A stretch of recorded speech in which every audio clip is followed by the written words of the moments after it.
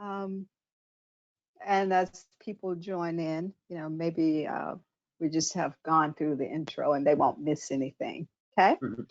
So good afternoon and welcome to today's webinar, Nutrition, Clothing, and Biking in Inclement Weather. This is a continuation of our series of biking webinars focused on transportation and commuting options presented by Transaction Associates. My name is Sophia Gallimore, and I'm the director of the Watertown Transportation Management Association and a program manager at Transaction Associates. I will be the moderator of today's webinar. To assist me with the facilitation of today's webinar, my colleagues Kelly Masachi and Julie Quinn. If this is your first time joining one of our webinars, Transaction Associates is a full-service transportation consulting company based in Woburn. We operate regional groups called TMAs or Transportation Management Associations and work with individual clients to manage their on-site transportation programs. Everything we do at Transaction Associates is centered around decreasing traffic congestion and improving air quality by reducing the number of people who drive alone.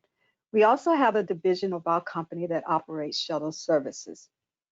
Today, you will hear from Galen Mook, the Executive Director of MassBike and your statewide bicycle advocacy organization. Galen works on an abundance of biking issues, including policies, legislation, funding concerns, and bike education. For our webinar today, Galen will discuss the needs of the body, bike consideration, and interaction with traffic patterns in order to commute all year round, no matter the weather. So before getting started, we just have a few housekeeping items. Throughout the webinar, we encourage interaction and ask that you use the question box on the right sidebar of your screen for questions or comments you may have. This webinar will be recorded and you will receive a follow-up email with a link to the recording so that you can share with others or watch again at a later date. There will also be a short survey in the email that we hope you will complete to provide feedback on this webinar and other webinars that you would like presented. So let's get started. Before Galen starts, Kelly is going to have a few poll questions to kind of get the interaction started. So Kelly, I hand it over to you. So to kick things off, we're going to just do a quick poll. We'll leave this open for about 30 seconds. Would you consider yourself a biker year-round? So we'll leave this open for about 30 seconds or so. Let everyone get their answers submitted. All right, you guys are pretty quick. All right, I'm going to go ahead and close that. And it looks like 43% of you said yes, you are a year-round biker, 29% no, and 29% I'm not, but I would like to be. So we did a great job on that one. We'll do one more. So since we're talking about inclement weather today, let's ask, what types of conditions are you comfortable riding in? Please check all that apply. You like to bike in fair weather? I can bike in rain, snow, I can bike at night. Please check all the conditions you're comfortable with.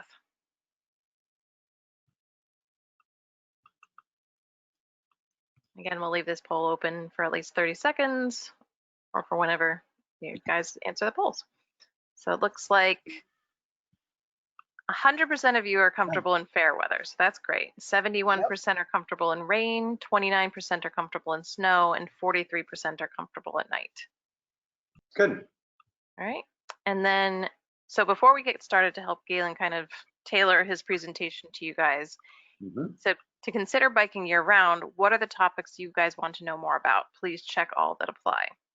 You're interested in nutrition needs, clothing and attire, route planning and seasonal adjustments, the equipment, or end of strip bike storage.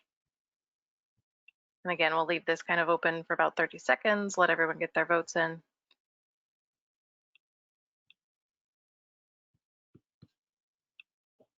Okay.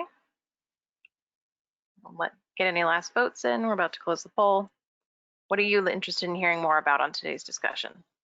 All right. So it looks like 100% of you are interested in clothing and attire. And then we have a tie between 83% for route planning and seasonal adjustments, equipment and maintenance, and then a tie again with 50% of you looking for nutrition needs and end of trip bike storage. Great. All right, all you, Galen.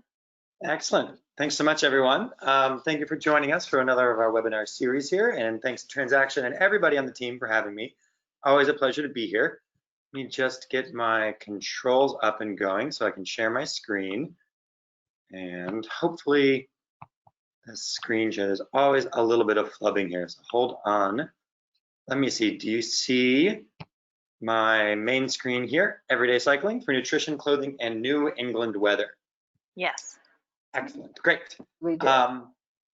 So let's just jump right in because we have a packed presentation and I want to be respectful of your time. But we are going to cover today the 3 B's for overcoming barriers to everyday biking: the body, the bike, and best routes that you can choose.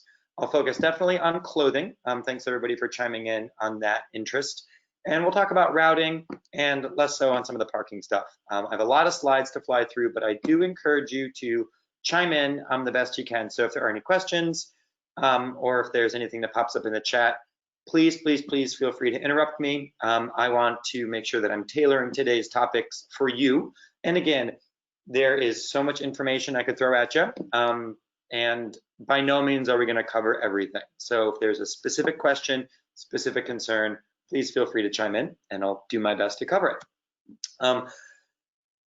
Under the 3 B's for barriers for biking, body, and best routes, we're going to try to keep everything under the 3 umbrella terms of comfort, knowledge, and awareness. And these are just my general philosophies. These are my Dow day biking of trying to make sure that your biking is safe, comfortable, smooth, and encouraging so that you can get up and you can go riding without having it be a dreadful experience. The 3 topics are comfort, knowledge, and awareness. So the idea for comfort is that's the goal, that's the end game, that is the gold standard that we're going to hold ourselves to. Your biking should be comfortable, it should be safe, it should feel good, you should smile when you're riding. So if your ride's not comfortable, you're not going to be inclined to do it. And by comfort, I don't just mean bike size or clothing, but I also mean the weather that you're riding in, the route that you're choosing, how comfortable you feel internally, mentally, and all of that. Everything should be geared towards the comfort. And I don't mean ease. I don't mean to say that your biking should be easy, because of course we want to be fit out there. Some people really take biking as a exercise routine. So if you want to push yourself on a hill, great, but you should have fun. It should be a comfortable strain, even if it is a physical strain, but comfort is kind of the ideal that we're going for. Knowledge, that's kind of where I come in. Today's presentation and all of these presentations are geared around giving you knowledge. I'm going to throw a lot of information your way. It's going to be overwhelming. Not all of it's going to stick, but the idea of knowing what's out there is going to help you make choices to make your riding more comfortable. And then awareness. That's generally my catch-all phrase to say you have to be pretty much constantly aware when you're out riding. And by that, I mean you need to pay attention to your body, you need to pay attention to the routes that you're on, the potholes, car doors that'll open up, changing of the weather. Everything in biking is kind of a 5 or 6 or 7 sensory activity. All 5 of your physical senses are engaged, your sense of timing is engaged, your sense of judgment is engaged. And if you're not aware of what's going on, you're gonna possibly be limiting yourself in the options of making yourself as comfortable as possible. So just as an example, riding in headphones. Sometimes I get that question, is it okay to ride with headphones in? Well, if you're blocking your ears, you're essentially cutting out one of your main pieces of awareness of hearing what's coming from behind you. So that's just one example of making sure that you want to be engaging all of your senses so that you are fully aware when you are riding. Does that make sense? Comfort's the gold standard. Knowledge is what we're going to be plugging into today. And then awareness is just making sure you're aware when you're out and riding. Let's jump right into the meat of the presentation. So we're going to talk about nutrition. And nutrition is actually a very personalized subject. So I'm going to breeze a little bit through, but I am going to talk about a few points of consideration for you and your awareness of what's going on personally. So there's a variety of ways that every individual will interface when they're out there and being active and being physically fit in terms of calories burned, in terms of protein needed to restore muscle tears, and in terms of just making sure that you got the lactic acid flowing so that your body can remain flexible and you don't freeze up with cramps, that your muscles can fully move. And I don't want to prescribe any sort of set diet for anybody. I'm just going to fly through a few considerations, but mainly my overall is that you are going to need to know what works for your body based off the type of riding you want to do. If you're just riding to work and it's only a few miles, you might not really need to worry about too much caloric intake or too much proteins or too much lactic acid. However, if you want to kind of stretch yourself, you want to kind of go on longer distance rides, if you want to go on harder power rides, I'd recommend actually checking in with somebody who might be a nutrition specialist. I am not, my apologies. However, we are rife with coaches, cycling coaches, nutrition coaches, especially in the greater Boston area with all of the schools of nutrition, schools of fitness. There's plenty of opportunities to plug in with somebody who can actually do a consultation one-on-one. But some things to think about when you are choosing how you're going to ride and how you're going to balance that with your nutrition is what is the aerobic, and that's the kind of the recovery needed for your basically your oxygen intake and outtake for the watts. What is the endurance? So what's the standard to keep you moving at a baseline pace? The tempo is essentially when you are increasing your rotations per minute in your pedaling.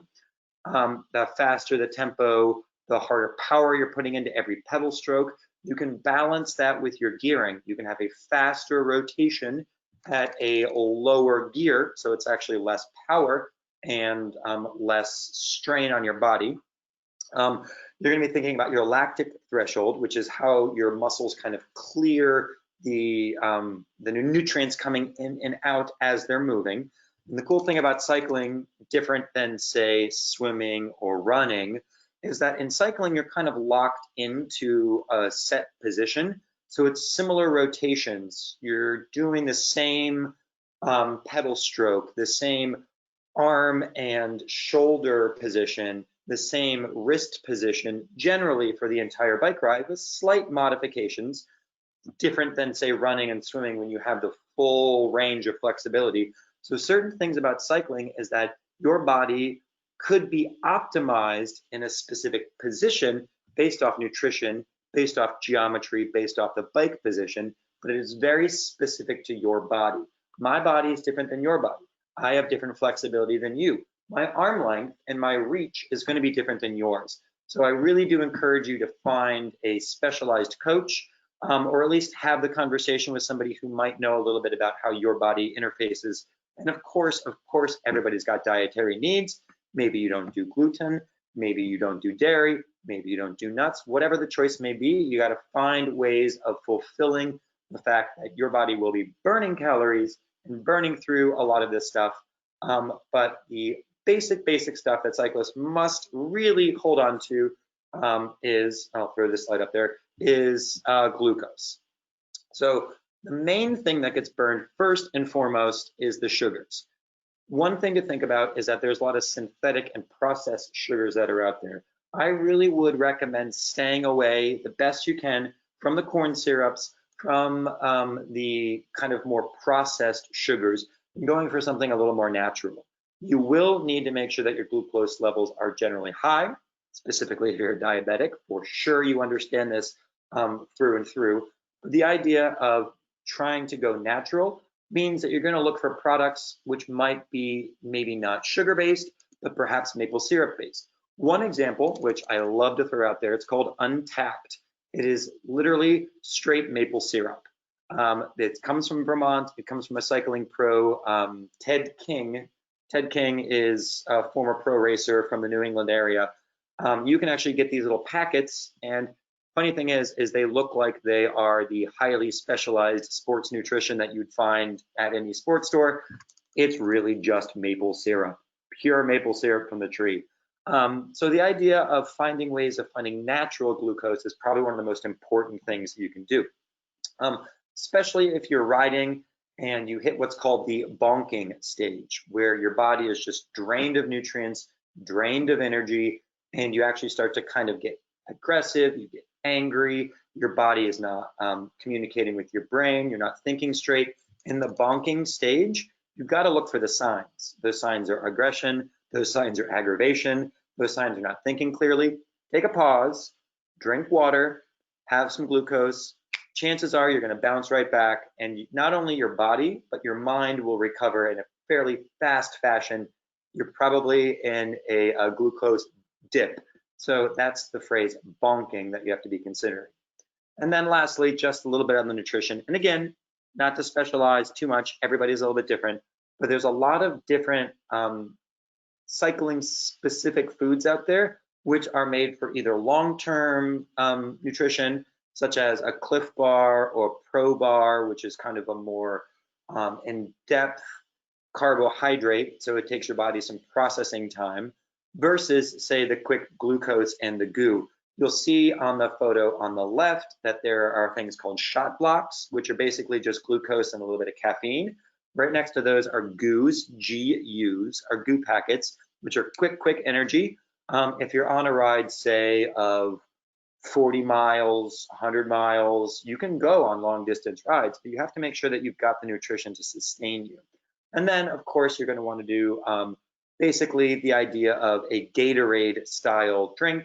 Don't necessarily recommend Gatorade. There's a lot of just processed sugars in there, but it's the idea of balancing sugars with salts, with electrolytes, finding your own specific sports. And then lastly, I'll talk about one of my big recovery pieces of food is the banana. And the banana is actually really good about getting that lactic acid to flow and to make sure that if your muscles are starting to cramp, potassium does a really good job of kind of keeping that nutrition intake and outtake flow internally for your muscles so that you avoid those cramps. So this is a very scratching the surface topic of conversation. But again, the takeaways are pay attention to when you start to bonk and know that chances are you need some quick energy in the form of glucose, and then finding some more complex carbohydrates that'll last you throughout the ride and balancing that with ideally some potassium so that you're allowing your body to kind of recover a little bit. I realize that was a lot to throw at you. There's a lot more I could talk about with nutrition, but because I want to get to the other topics of the conversation, I think we'll take a pause. Not a pause, but we'll jump right into clothing, focusing on the body. Although if there are any questions that have popped up, I will take a quick break to see if there's anything to hop in with. Otherwise, we'll jump right into clothing. No questions yet, Galen. You're doing great. Thank you. Excellent. Thanks. And my apologies for being extra caffeinated this quick afternoon. So if you need to slow me down, feel free. It's not a bad thing. Clothing. Again, very personalized. My real recommendation is I don't really care what you wear. Wear whatever you want to wear that gets you there. However, some considerations to think about. We are in New England and the weather changes quite a bit, especially in the springtime and the fall time. I'll talk a little bit about winter riding in a little bit because we are going to talk about gearing up for getting back to commuting to work, which frankly for a lot of you might actually end up being in January at this point, or who knows. But even in the meantime, even in the summer, you want to plan for where you'll be about 10 minutes into the ride. Think ahead. Will you have climbed a big hill? Will you be cruising on a downhill? How much energy will you have expended? And you want to actually plan to warm up into your ride. Start a little bit cooler because you will be burning calories. You will be sweating. You will have a lot of energy that is being burned off. And of course, everybody has a different metabolism. I happen to have pretty quick metabolism. So it's good on one end and it's bad on another. It's good because I can actually start kind of chillier and I can warm up. But it's also bad because I burn calories really quickly, which means I carry food with me. Even if I'm just biking my 5 miles to work, I'm gonna have at least a full bottle of water and probably a snack because somewhere along my 30 minutes, I'm gonna take a quick break and refuel. Your body is different than mine. Don't think that my rules will follow your body. However, know what works through testing it out. Some people are a little bit more sweaty than others, totally fine. You might want to have a change of clothes at your destination. Some people might want to wear synthetic fibers at their skin, which wicks the moisture away so that you're actually a little bit more breathable. I like to think of this too, like those of you who are hikers who would spend a weekend in the whites, what's the number one rule when you go out hiking? Don't wear cotton. Wear a wool or synthetic base, because something like cotton actually absorbs water, and if you are kind of making your clothing a little bit more wet, it could become a danger, especially if the weather turns on you and it gets cold. So try to think of something that actually allows your body to breathe. And then another consideration is be bright. One of the best ways to ride safely out there is to be predictable. One of the best ways to be predictable is to be visible. One of the best ways to be visible is to wear bright colors. We'll talk about this a little bit more in depth when we talk about riding in the winter, because it gets dark pretty quick in December. You're going to want to think about, oh, how am I popping, especially if I'm going to be riding in traffic. I want to make sure I'm as visible as possible. And one of the best ways to do that is actually through clothing. Now, I'll jump into a little bit of a Sorry, winter. Galen. Yes, please jump in. I do have a quick question. One of our viewers is a big fan of merino wool, often in layers. Can you comment or give some advice about that, please? Awesome. You just jumped into my second slide on clothing. Merino wool is Okay. probably one of the highest quality of wools. Brands like Ibex, which I don't know if their store is still on Newberry Street in Boston, but it's a very refined wool. Natural fibers of wool really do a great job of making sure that you aren't socking yourself in wet weather. I'm sorry, I'm seeing my slide get a little cut off here, so let me see if I can move this a little bit. There we go. Thanks. Real-time slide creation for you folks. The idea of layers is the way that you're going to succeed. Think about if you're out in the wintertime, you have a base layer, and if it's super cold, you're going to have kind of an insulating layer. And then if it's even more colder, you're going to have something that has some sort of air trapping, so a scarf or a goose down, for instance. And then you're probably going to want to have a waterproof on top of that. You can have layers of mittens. If we were focusing just on winter, I'd pull out all of my winter gear and show you that even in the single digits, I can still ride a bike, but in order to do so, I'm going to have a thin layer of gloves, and then I'm going to have probably my lobster mitt gloves on top of that. And you're just going to find ways of finding the layers that work best for you. Merino wool, it is the best because it's a very fine wool, so it's not scratchy.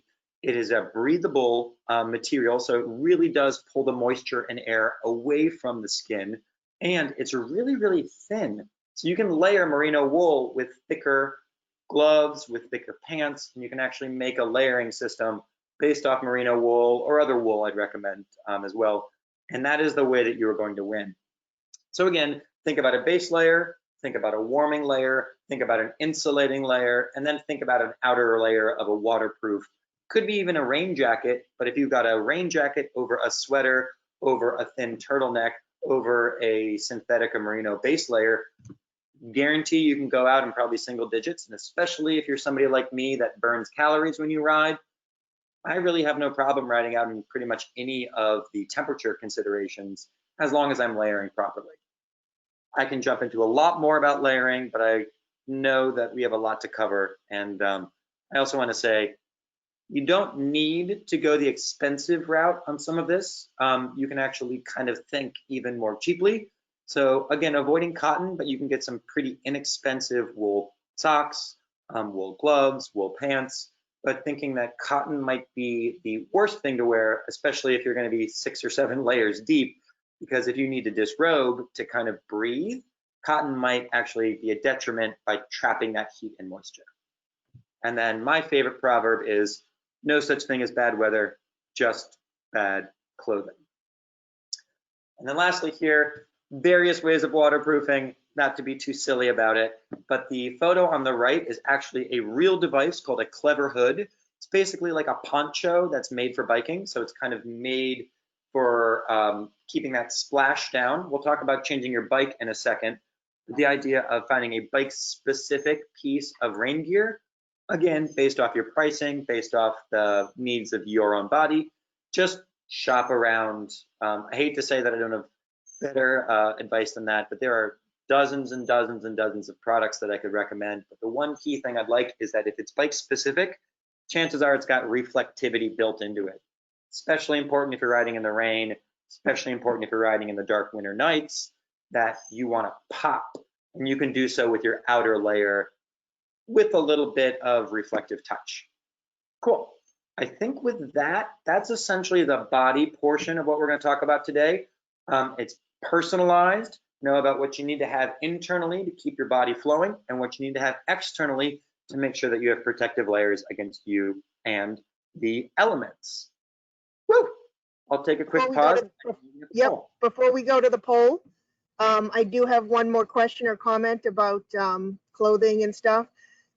So can you discuss face coverings in the new life of COVID-19? We have a viewer here who uses a buff neck gaiter that he can easily pull up if he sees a runner or rider go by.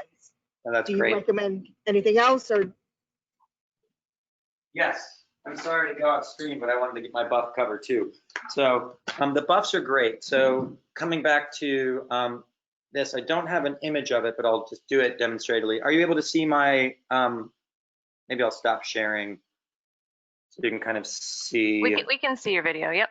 Oh, can you? Okay, I'll go back to sharing my screen then, my apologies. Okay, great. A base layer like this as a buff is great for the face and head. If it's something that is just very lightweight and can go under my helmet as such, I can put my helmet on top and I'm covering my ears, and I can even, if it gets a little bit colder, I can pull this down and protect it around my neck. Or if I'm really cold, I can put it around like a balaclava and kind of protect all of my face. And then I can still talk, I can still eat, I can still breathe very easily with a nice piece of clothing like this buff. We actually have a few MassBike branded buffs, which you can find on our massbike.org site. This is also good in time of COVID as a quick face covering. This is obviously not an N95 mask, so use your best judgment when you're wearing a mask or a face covering out in public. But we do recommend following the governor's recommendations for if you're out cycling to cover your face, just for general public safety. But the cool thing about the buff is that pretty easily, and you could still hear me roughly okay, but I've got my covering from my buff, and it was a very easy on and off. And then if I'm out in the woods or if I'm generally out in the clearing and I'm not around other people, I can pull it down pretty quickly as well. So any sort of face covering, even in the summertime, is helpful in time of COVID. And this is one of my favorite pieces of branding, clothing in the wintertime, because it's such a versatile piece. And you'll notice that there's even a little bit of reflectivity built into it too, because obviously it's a biking specific buff. So has the added benefit of being brighter if I'm out in the nighttime. But yes, great example of the buff. And I'm not going to go get all of my clothing right now. I just wanted to do that demonstratively because it's actually really fun to pull it on and off and show you in real time. Great. Okay, I've got two more things for you. Sure. We have a viewer who recommends tingly, flexible rubber overshoes for cold weather riding. Love it. Perfect. Any sort of outer layer that's waterproof, I'd recommend, especially if you're going to be riding in the rain, of course, but then also in the slush and snow. I do hiking boots for the most part in the wintertime with some wool socks under it, and typically that's good enough for waterproofing. But if it's really pouring rain, sometimes I even just wear galoshes, like literally galoshes that I picked up at Agway, and I'll just have a couple layers of socks on too. Something waterproof is absolutely key. Well, that's the other issue. So if you've got waterproof, great, but what happens if you tend to sweat from the inside out? Is there something that breathes better, or do you recommend? Yeah, good question. Part of this might be to my recommendation if you have an end of destination change of clothes, that's okay. I typically in the wintertime actually ride a little lighter, so I don't tend to sweat as much in the wintertime, not just because of the temperature, but also I'm just putting less power out. So you have to be pretty cognizant of that. And that comes down to the awareness conversation. Wool, even if it gets a little wet, typically is okay versus say cotton. And you're right, agway boots do not breathe. So they're waterproof both in and out. So that's why sometimes I'll do my hiking boots too, because there's mesh in the hiking boots that keeps them generally water resistant, even though it's not like a solid rubber layer. So it really kind of depends. If it's pouring rain, I'll do my galoshes and just go a little slower. And if it's just like snow or a little bit of slush out there, typically I have my hiking boots, or normal old winter boots generally work. You can also get cycling specific boots. They're a little pricey. There's a company called 45 North, which 45 I think is like the Yukon area. Just for reference, we're at about I think 43 latitude, so they're talking even further north than Boston is. They're made to be cycling specific, which means that they're very stiff soles. They even have the little clips that you can clip into the pedals, and they're totally waterproof. And then I think the first comment you mentioned, you can get little outer covers or little booties for your boots, kind of like coverings for your cycling shoes, which do the added benefit also of making sure they're windproof and waterproof. So thinking about waterproofing is also an added benefit to windproofing. And for anybody who's spent a couple of winters in New England, the wind is almost as bad as the temperature or the precipitation sometimes out there. So finding some sort of wind protection is also key. And what about mittens? Do you recommend any kind of glove or mittens to wear? Yeah, I do recommend cycling specific. I'm not going to hop off screen and grab them right now, but cycling specific ones, there's ones of my favorite. They're basically lobster mitts. So there's a spot for the thumb, and they put there's two little spots for my, almost like like Spock from Star Trek. But the cool thing about the lobster mitts is that a couple things is that they keep your fingers warm based off the buddy system. Two fingers together actually kind of keep each other warm as opposed to being separate and every different finger having a spot. And then also if I'm needing to shift or brake and steer, if I can still have a little bit of maneuverability, I can still use my shifters and my brakes if I have the 3 different lobster mitt spots. You could probably just use normal old winter gloves too, which you're probably fine. I recommend finding something bike specific because they do have grip on them where you want to be holding onto the handlebars. And the consideration that you need to have about gloves and mittens when you're biking is that you need to maintain control at all times on the handlebars, especially if it's wet out there or icy out there. So you want something that won't slip. Bike specific mittens typically have grip on the palms, and again they're reflective, so they had that extra little pop to them as well. But not to say you have to go out and buy them and spend some money on it. If you have normal old winter gloves, as long as you can still brake, shift, and steer all with the same mittens, then you'll be okay. And I should also mention, I should have said this when I was talking about layers, is that it's actually very easy to overheat. So back to my slide about planning 10 minutes into your ride. You might need to plan to actually disrobe a little bit. So it's a little counterintuitive. You might need to unzip. Some clothing have zips in the armpits to allow breathability. You will start to heat up. So if you leave your house on a cold day and you're already warm, you're gonna get overheated. And when you overheat, your body doesn't really respond very well, and you get to kind of break down that awareness and you start to bonk. So plan to have spots where you can actually take off a layer if needed, and be okay with that, because nothing is worse. It's actually worse to overheat than it is to be cold, because it's just your body does not respond well. Excellent. Okay, I guess you can go on with the pose and we'll keep an eye on the other questions. Thanks, Galen. Okay. Thank you for the questions, everyone. Keep them coming. Yep. So before we move on to bikes, do you have a designated bike for certain weather? Do you have a winter bike or a beater bike, etc.? So we'll leave this open for about 30 seconds or until everyone gets their votes in, whichever one happens first. So again, do you have a designated bike for certain weather? All right. Couple more seconds, everyone get their last minute votes. Okay. So it looks like no, people do not have a designated bike. Okay, great. Well, I might have some converts after I go through the next couple of slides. So there we go. I treat bikes like I treat shoes. And that's just because I use bikes pretty much for my recreation, my fitness, and my utilitarian, which means that I'm not going to let a little bit of snow or a little bit of rain typically keep me from riding. However, different bikes, like different shoes, have different purposes. So I don't mean to sound like a nut, although maybe I do. Think about your closet. Do you have hiking boots? Do you have boots you wear in the rain? Do you have dancing shoes? Do you have running shoes? Do you have sneakers? Do you have flip-flops? Think about that if you were to equate that to a bike. A flip-flop is kind of like a cruiser bike. Take it to the beach. Galoshes is a little bit like a rain bike, something with fenders, something that's going to protect you when it's wet out there. Your hiking boots might be like a mountain bike.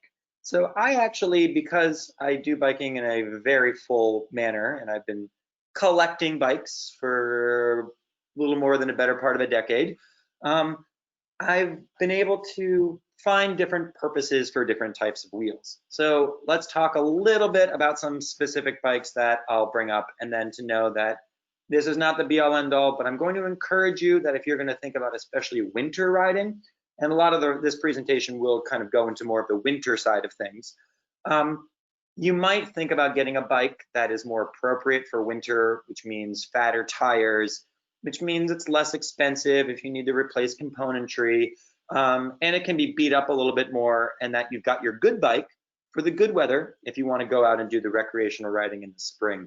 It's actually almost cheaper to spend about $100 or $200 on a used bike if you're going to be commuting around town in the winter than it is to repair or replace, because I will say that the sand and the salt that you'll be riding through will destroy your componentry, and you'll have to replace it, which is fine. Don't worry about it. It's like, you know, getting your new soles on your shoes or getting new laces. But just know that there are different modes. So I like to think about maybe a mountain bike as an ideal for styles of especially riding in the snow. You can also think about a folding bike. Folding bikes are great because they're the kind of take all, have your bike anywhere with you style of bike. Folding bikes are great because you can ride one way and then you can get a lift, or you can get a ride share home. You can bring a folding bike on transit. You can actually bring a folding bike on the Green Line, which is the only bike you can bring on the Green Line, by the way. Because of the trolley considerations, bikes are prohibited from the Green Line. Or if you're going to be a multimodal commuter and you're going to commute into work, you should know that there's prohibitions on taking your bike on the trains if you're going in the peak time, which is 7 to 10 in the morning or 4 to 7 in the evening, or if you take the commuter rail during those times in the peak direction. You should check the MBTA's website if you're going to be being multimodal, but you should also know that a folding bike has no limitations. So the beauty of a folding bike is that you can just always have it. You can also ride it in, and if the weather changes on you, you can get a ride home, and the folding bike can just fit in the trunk of a car. Fat tire bikes. These are bikes that are specific for, not just for winter, but also you can ride them on sand. But these is a relatively new style of bike. I'm not sure if any of you have ever ridden these bikes before. They are honestly the most fun bikes to ride because it feels like you're riding on a cloud. You'll notice that this person is riding in the snow fully. The beauty of a fat tire bike is that it actually rides on top of the snow.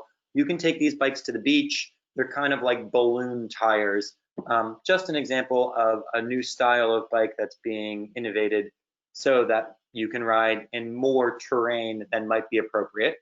And there's a bunch more that I could talk about, but a few things to consider about biking. I know this is a very dense slide, is that if you are going to get a bad weather bike or a wet bike or a beater bike, you should know that you're probably going to want wider tires. For those of you with road bikes, they're fine if you want to cut through the snow and cut through the ice to get to the pavement. However, especially in the wintertime, that pavement might be icy. So I recommend something that actually digs into the snow, the sleet, the slush, stays on top a little bit more than digs in. You're gonna want to think about pedaling. So platform pedals, wider pedals, so that if you have snow boots on or galoshes on, you actually get better purchase. better than say a sneaker on a standard smaller pedal.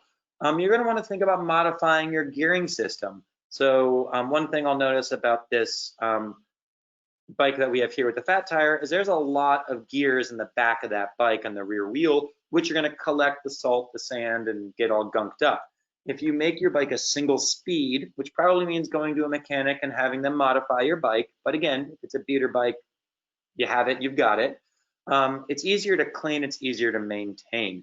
I'm going to fly through a little bit more in the interest of time and not dwell too much on this, but just to get the idea that you can modify your bike, and even going so far as getting tires that have little metal studs in it, like drivers typically do in New England in the wintertime. You can do the same for your bicycle. Get specific snow tires that have metal so that, you know, say in January when the snow starts to finally come, you can swap out your tires, ride the studded tires from January through March, and then after March, get the tires swapped back out so you can be riding on it once the ice and snow is gone. You can also take blue bikes.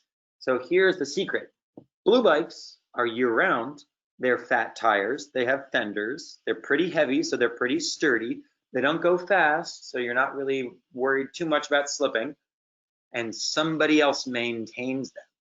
So there's a whole crew that goes out and cleans these bikes, cleans the stations, especially in the snow. And now that blue bikes have actually been year-round, they were only in the good weather before, but now they're going to be year-round because, frankly, they're public transportation. If it's a real bad weather day, I take a blue bike. And I know I'm guilty of it. I'm guilty of destroying somebody else's bike as opposed to my own. But, you know, I pay for the service. It's kind of part of the system's buy-in is that this is a bike that I don't have to maintain. So maybe blue bikes might be the option for when you're riding in the rain. If it's really pouring out, I still got to get somewhere. I'll put on my rain jacket.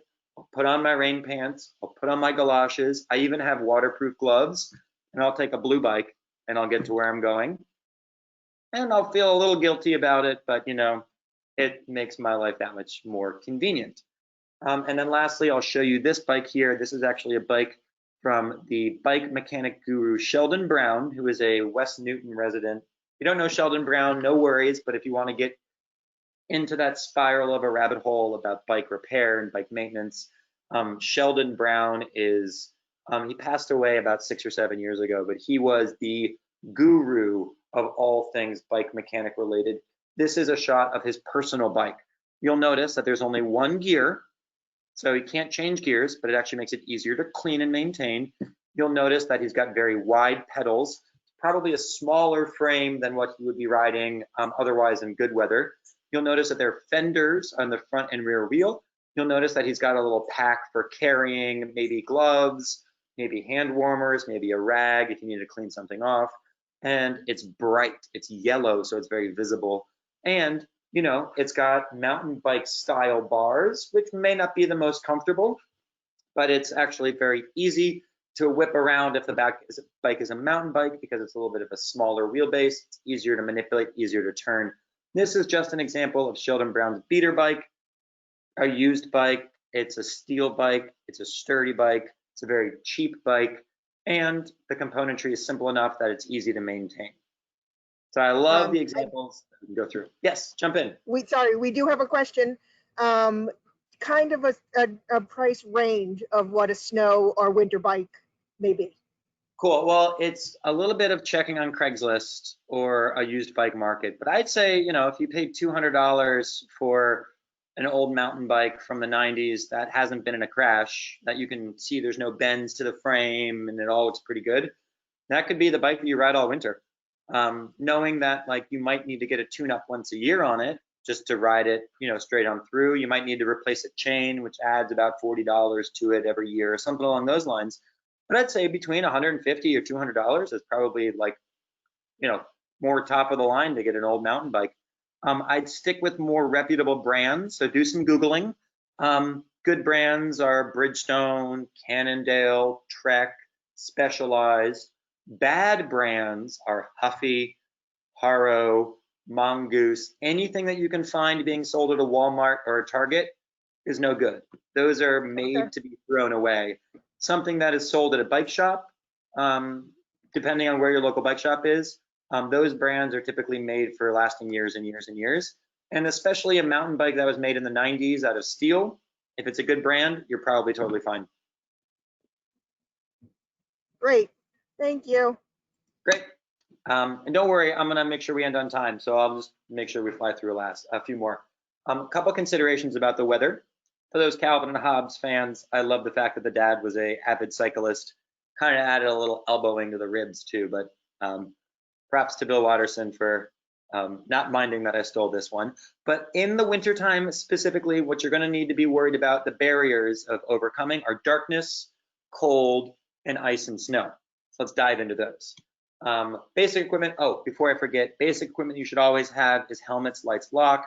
So even though I just talked about modifying your bike, you should still always have a helmet, should always have a good lock, should always have bright lights. And here's a photo of me with my MassBike buff face covering, which is also good for time of COVID. Cool. So bike maintenance, I'm not going to dive into this too much because we've already done maintenance classes and webinars, so I will refer to those. But the basics of what you're going to need to know are the ABCs: air, brakes, and chain. And not just that, but you're going to need to make sure that you do a little bit of extra maintenance, especially if you're going to be riding in the wet, the ice, or the snow. You're going to need to inflate your tires regularly, you need to clean your chain, and you're going to want to do some due diligence. Go through those hour-long webinars. It'll really help you out to get an understanding of the very basics of keeping your bike safe every time you ride. You can go to a local bike shop for the more robust stuff, but you will be responsible for maintaining a very few things about your bike. But if you don't do it, your bike can break on you when you're riding, and that could be a danger for you. So with that, I'll take a quick pause, and I know that we have another poll for you. All right, so yes, does your route change according to the weather / time of day? Yes or no? So we'll leave this open for about 30 seconds, let everyone get their votes in. Does your route change according to the weather / time of day? Please select one of the following. All right, looks like the votes are slowing down. We'll leave it open for a couple more seconds. Let get any last votes in. Okay, so it looks like we have 38% do change their route according to the weather or time of day, and then 63 do not. Cool, that's great. Well, let's jump right into what I would recommend for your routing considerations. This is probably one of the most important aspects to have. I'll breeze through a little bit of them trip in a minute, of finding your good routes. I'm going to use the city of Cambridge as an example because they've got the best graphics for their streetscape, but you should know that there are other resources available that are presented by Transaction, specifically the e-commuter webpage. It's a good way to get to know routing. It's a good way to get to know other cyclists who are out there and share resources amongst each other. But one of my main recommendations is find a bike buddy. Find somebody who knows a little bit about the area, knows a little bit about the routing considerations, and see if you can tap them for some tips. But also, I should recommend that Google is a resource, not exactly 100%. The Ruble bike map, which we're showcasing on the right, is a little bit out of date. And of course, every municipality rates their own streets, but you'll see that Cambridge ends, and where's Somerville? Where's Boston? You don't just stop riding when you hit the city line. So you should think about things in kind of a regional way. I recommend taking a test ride for routes when traffic is low and thinking about, if this was the rush hour, how would I change my ride? Or if this street was not plowed because it may be a secondary street, how would I then transition this route to be on a more major road that would probably get a little bit more snow treatment? Think about these things. This is, again, the knowledge bucket of the comfort, knowledge, and awareness, so that you can be aware of them as you need to change your decisions. Another thing to think about, just because I don't want to forget about it, is you do need to think about end of trip. I know this wasn't a lot of people's concerns, but if you do not have covered bike storage in the wintertime, you're gonna have a hard time. Find some place that hopefully is covered. Maybe your employer does have an indoor bike room. If not, let me know. Maybe we could help advocate for it. Let Transaction know. There might be some ways we could cajole some building managers into incentivizing people to bike and not drive. But be nice to your bike. bring it inside the best you can, especially if it's going to be rainy, and especially if it's going to be snowing out there, so that you don't get in the way of plows. You should know that a lot of outdoor bike parking does go away in the wintertime, so you're going to need to get creative. I wish I had a better explanation for you, but it all comes down to an individual trip and individual destination. You should also know that you can be multimodal. We talked about folding bikes before, but feel comfortable getting to know how the bus rack on the bike rack on the buses work.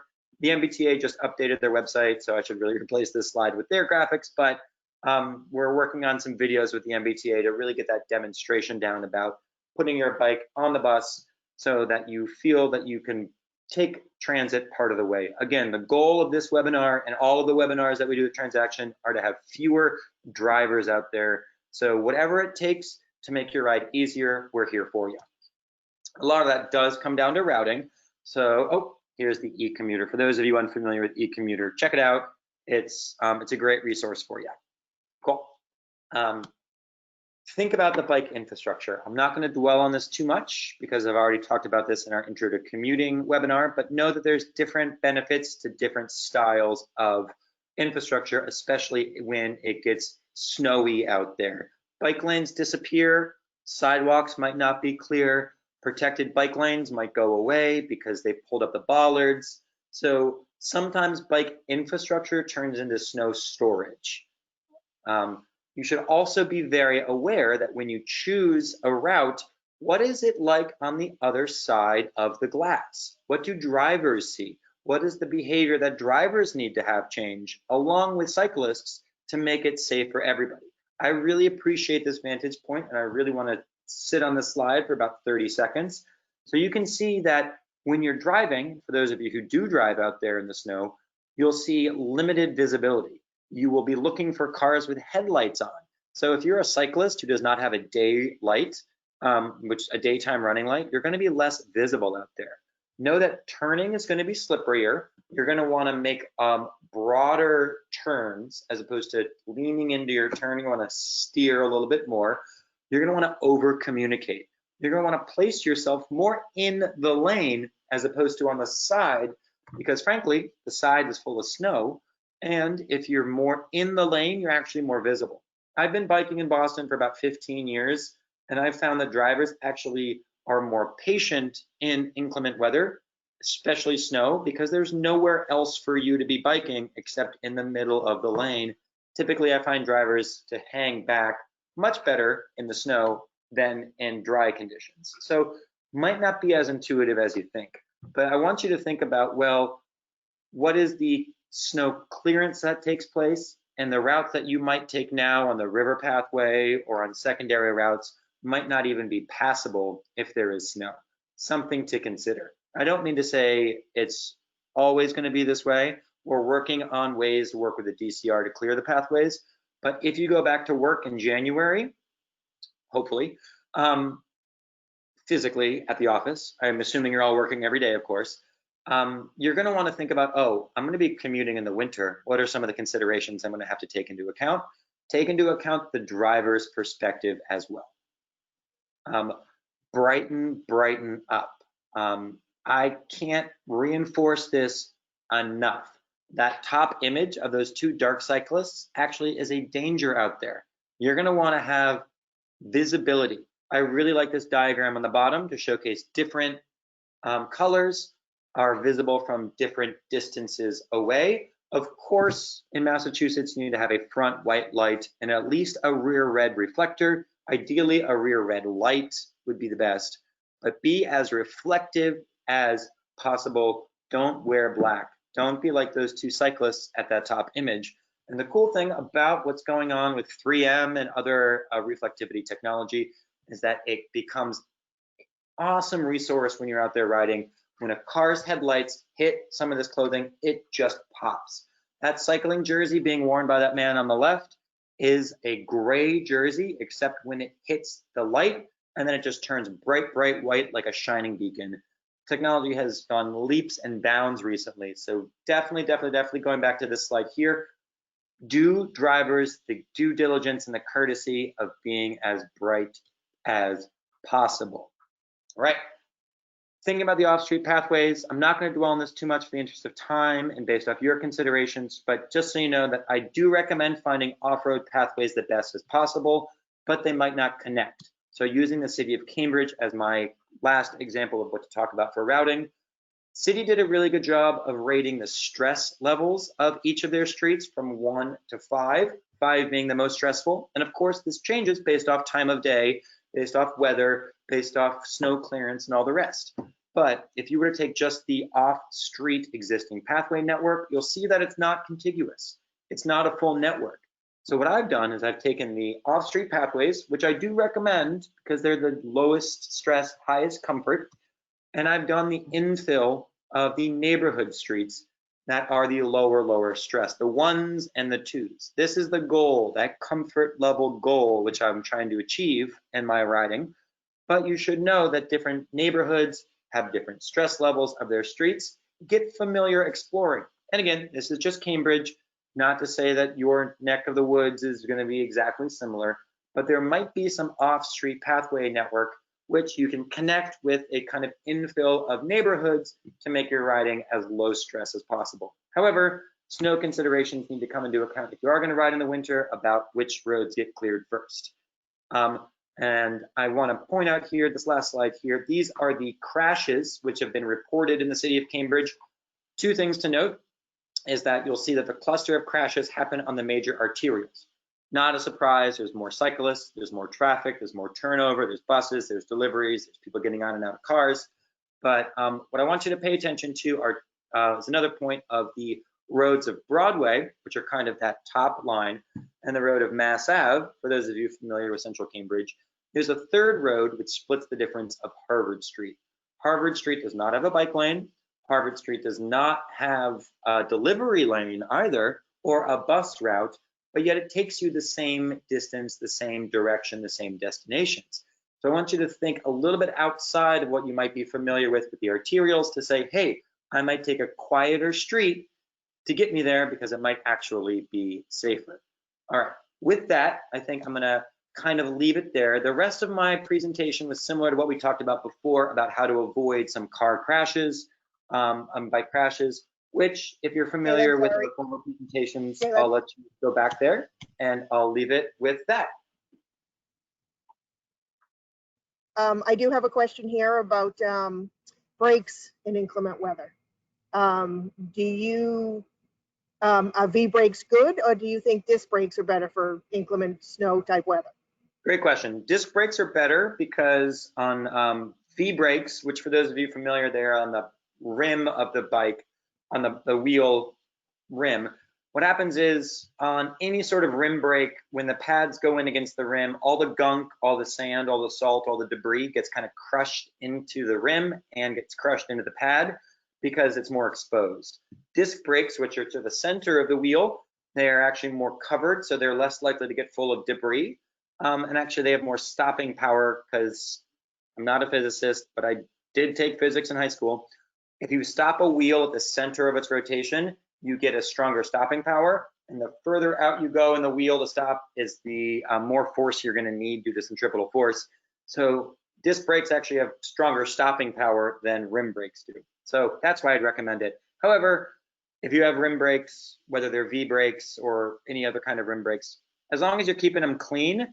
So I might recommend if you're gonna be riding in the rain regularly or in the snow, if you're gonna ride all winter, you might want to bring a rag with you. And if you do start to collect some ice or stuff around the brakes themselves, you can wipe it down with a rag just to clear some of that debris. Great. And just one more, what about, do you recommend any type of goggles for those who wear glasses in inclement weather? Question. Ski goggles are typically how I would go. So finding a good ski brand and knowing that they're probably going to need ventilation so that they don't fog up. I don't necessarily have a good answer. I wear glasses too. Right now I'm in contacts, so I don't nearly have that trouble personally. But when I do wear glasses, I have a pair of like cheaper Oakley ski goggles that I wear. You know, a lot of the winter gear also translates very well from hiking and also from skiing and snowboarding, translates very well to cycling just the same. Excellent. Thanks, Galen. Cool. I know that was a lot. I threw a lot of information at you, so I appreciate you sticking That's around. okay. The more the better. I do believe we have one more poll though, Julie. Is that correct?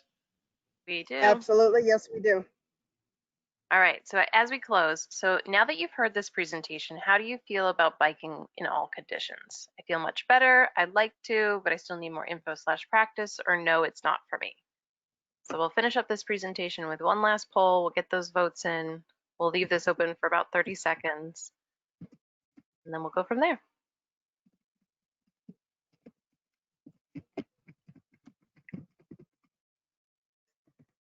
All right. One last call for any final votes, and then we'll share the results. Okay. So it looks like 50% of you are feeling much better about driving in all conditions, or I'm sorry, riding in all conditions, and then 50% would like to, but you do need more info/practice. I'll take it. I appreciate that. Thanks, everyone. Well, thanks everyone. Thank you for joining our nutrition, clothing, and biking inclement weather webinar. And thank you, Galen. Galen, as always, you're so informative. Just a couple of things. We do want to mention that coming up soon is our bike month, our bike week. So there's going to be some activities occurring within MassBike.